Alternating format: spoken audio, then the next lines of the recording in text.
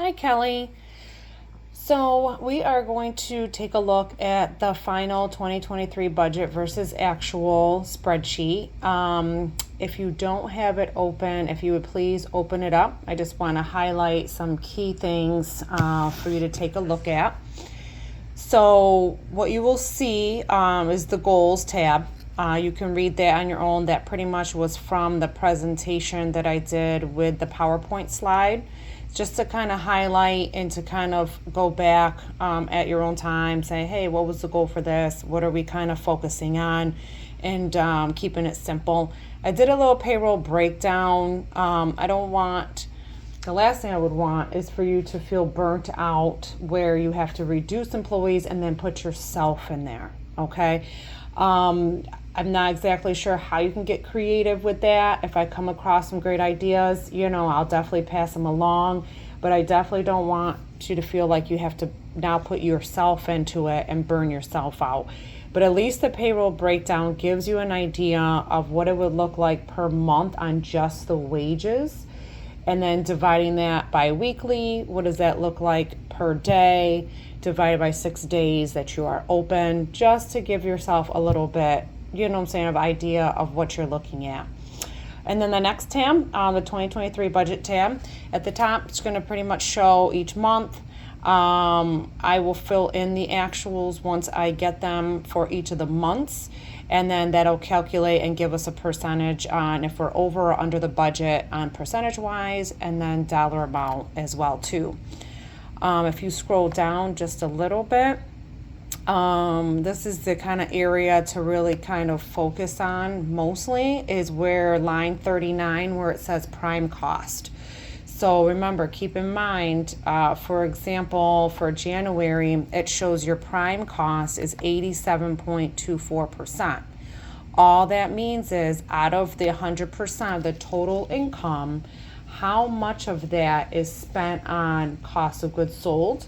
So if you go to line 32, 34% of the income is cost of goods sold, and then 52.47% is the payroll expenses. So when you add the 34 and the 52, that means 87% of your sales, okay, is going to go to your cost of goods sold and your payroll. So that means you got 12% left for the rest of the business. And then, of course, going all the way down kind of gives you an idea what the budget is for each of the columns, and then estimated on where you would end on January.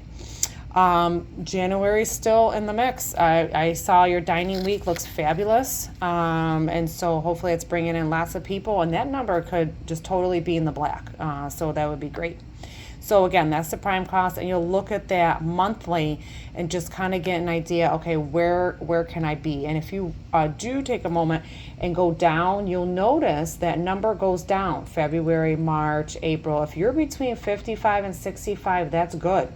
I wouldn't get too caught up on, having to reduce the payroll, but keep in mind the number that's in for the payroll, that's wages, that's taking in consideration that $5,000 or that $4,000 reduction that we're aiming for. So we'll look at that a little bit more. Once January's done and we see what the payroll numbers are, it'll probably make a little bit more sense as we go, but that's just a snapshot. Okay. Then if you scroll down, right, you got your expenses. You can take a look and see what the budget number is for that.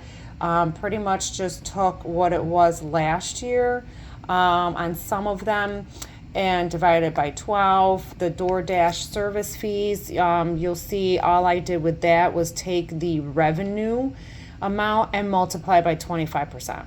DoorDash, Grubhub, and Uber Eats, their percentages run between 25 and 30. I just did 25 as just something simple. We know it's going to be 25 no matter what, but it could fluctuate.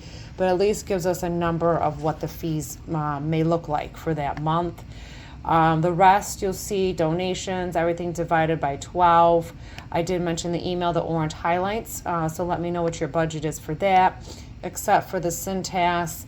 Again, a little bit more involved than I realized, but I'm going to work on it, and let's get a number in there so then it's set and ready to go for 23.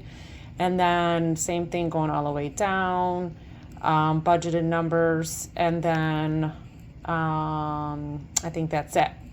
So then at the very bottom, again, the idea is to keep your net income number, the percentage. We talked about, at least on the positive. So I know January says negative 13.85. That's if you end the month in negative income. But if you'll see in the following months, it gets higher. And that's just from history. 22, it was like that as well too. You see your net income coming in, it's a little bit higher. So that means your net profit is going to be higher naturally. So this is a great goal to try to achieve and a target for 23. And we'll just watch it, month by month. That's it for the sheet itself. I just wanted to just kind of highlight